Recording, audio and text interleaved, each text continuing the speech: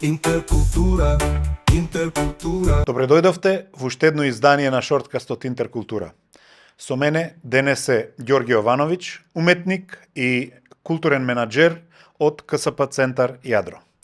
Ѓорѓе, што за нас како независна сцена представува создавањето на една ваква институција? Па, ми се чини дека е тоа една мала круна на работата на независната културна сцена низ изминатите повеќе од 20 години. Практично Центар Јадро ги обединува интересите на независната културна сцена. Се создава еден простор каде што актерите од независната културна сцена може да ги создаваат своите програми, но Јадро оди понатака, не е само фокусиран на оние членки на асоциацијата. Тоа беше еден долготраен процес на преговарање со локалните власти, презентирање на идејата пред локалните власти, но и пошироката јавност, и после неколку години на заговарање го имаме резултатот, а тоа е КСП Центар Јадро.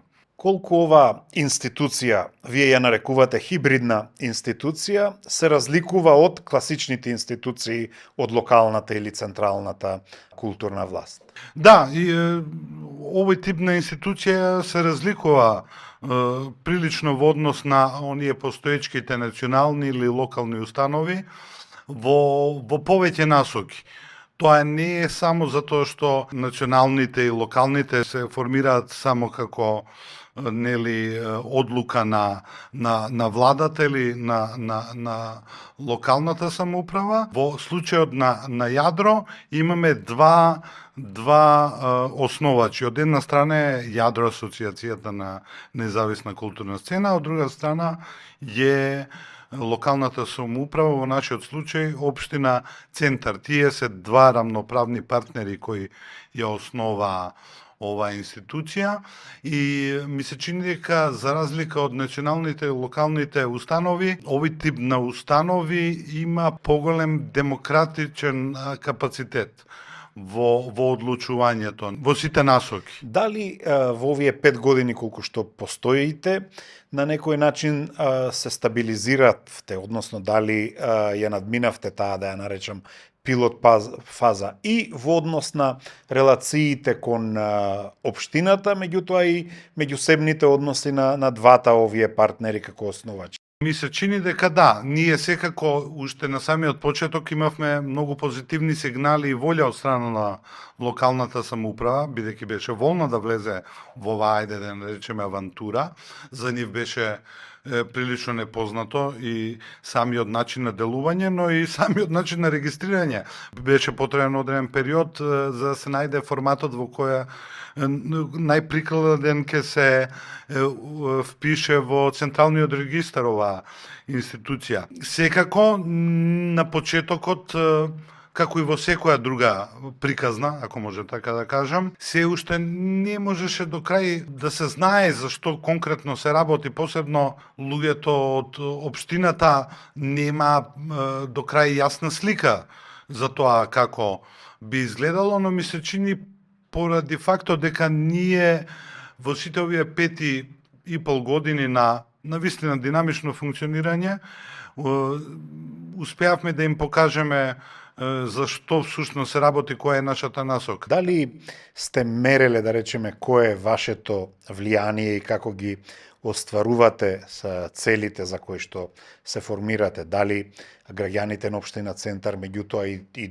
генерално македонската публика, меѓутоа и уметничка сцена е задоволна од функционирањето на Јадро, и во таа смисла дали гледате перспективи дека Јадро може и понатаму да се развива? Да, мислам дека за многу кратко време бевме препознаени како релевантни и доверливи партнери.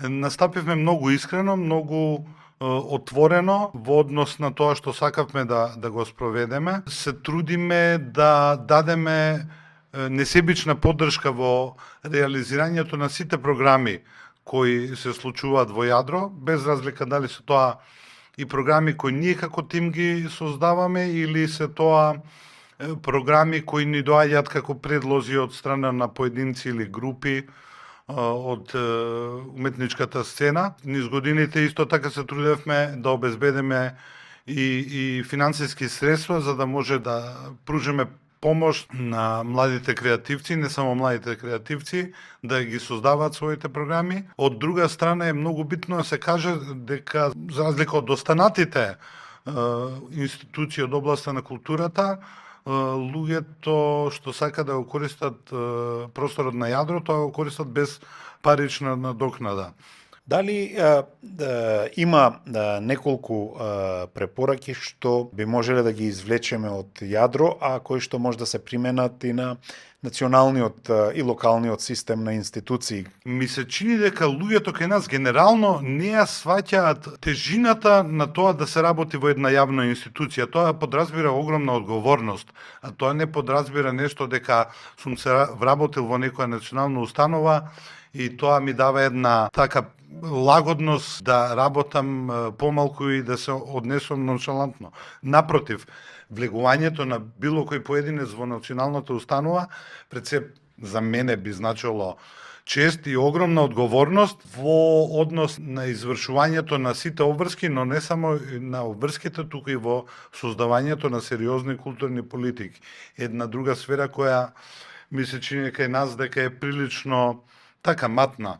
Околу кадровскиот потенцијал, околу кадровските прашања? Да, добро, тоа е еден исто друг голем проблем од освојувањето па до денес. Ми се чини дека ако навистина сакаме да напредуваме како една земја, како една култура, моментот на партизација е можеби најпогубниот. Ние со децени веќе не можеме да научиме дека луѓето кои биваат поставени на високите функции во националните установи мора да бидат големи професионалци. Мислам, културата треба да оди надвор од она што е нели партиска поделба на колачот. Ако навистина сакаме нели една култура, една земја која создава навистина вредна култура која ќе се развива и надградува во континуитет. Поставувањето секогаш на партиски членови исклучиво, ако тоа е нели нешто што е водилка, наспроти професионалци е можеби најпогубното. И тоа е еден од најголемите проблеми, да. Сепак јадро беше и е формирана и таа процедура траеше во мандатот на 3 различни градоначалници од различни опции, меѓутоа сепак тоа е, речеме, истата политичка структура. Дали очекувате дека при евентуална промена на власта на општинско ниво може и оваа институција да биде загрозена или пак едноставно таа е доволно стабилна за да не се нарушува нејзиното функционирање? Да, би сакал да верувам дека тоа нас ќе не одбегне. Досегашното искуство во однос на општината и на Комисијата за култура во која членуваат членови од партии и од левицата и од десницата е навистина позитивно. Ми се чини дека на тоа локално ниво имаме еден прилично стабилен соговорник. Ја препознаваат нашата работа, ја гледаат искреноста на нашиот пристап и досега не сме имале проблем. Што би можело да се случи, јас навистина не знам, но да се надоврзам на претходното прашање, што и да се случи, мислам, во смисла на некоја нели радикална промена на локално ниво, јас се надевам дека следните локални власти не би размислувале во таа насока и би се кренале над ситуацијата и би го перцепиле јадро и тој формат на институции нешто што излегуваат над тој теснопартиски интерес. Од друга страна, независната сцена, па вклучително и културниот центар Јадро, не помина добро на овогодинешниот конкурс на Министерството за култура и туризам. Дали е тоа некаков знак дека не секоја власт соодветно го препознава она што вие го носите како специфика на современата урбана сцена? Па веројатно да, затоа што меѓу првите работи што се случија со новото Министерство за култура и туризам беше укинувањето на програмата за интердисциплинарни проекти. Кои се причините, јас навистина не знам, мислам, беа приложени најразноразни документи, но јас од тоа што можев да го видам ни сите овие години, што како резултати доаѓа од конкурсите за интердисциплинарни проекти, ми се чини дека тоа беа навистина квалитетни програми. Не зборам конкретно за програмата што ние сме ја добивале, туку и за многу други културни работници кои своите програми и проекти ги аплицирале на таа програмска линија. Јас се надевам дека, како што беше ветено, тој програмски пакет ќе биде вратен. Ние оваа година моравме да се акомодираме на новите услови во посебни сектори да аплицираме некои од нашите програми. Добивме некои средства, да, тие се дупло намалени во однос на тоа што го добивавме, но ние сме навистина тврдоглави и ќе продолжиме да работиме. Во таа смисла, вие сте и уметник, имате и меѓународна кариера. Каква е состојбата на македонската уметничка и културна сцена денес? Дали ние сме квалитет во пошироките рамки или каскаме зад тие некои глобални трендови? И во таа смисла би се надоврзал како да станеме подобри. Да, се чини дека сцената е прилично фрагментирана, дека на моменти има проблесоци, но кога ќе погледнеме поголемата слика, навистина не е тоа некоја ситуација која е толку охрабрувачка. Од таму се чини дека да, ние навистина каскаме во однос на европската и светската сцена, бидејќи не многу уметници се бават со теми кои се навистина релевантни за современиот свет. Многу често се креира во зони кои се прилично комотни.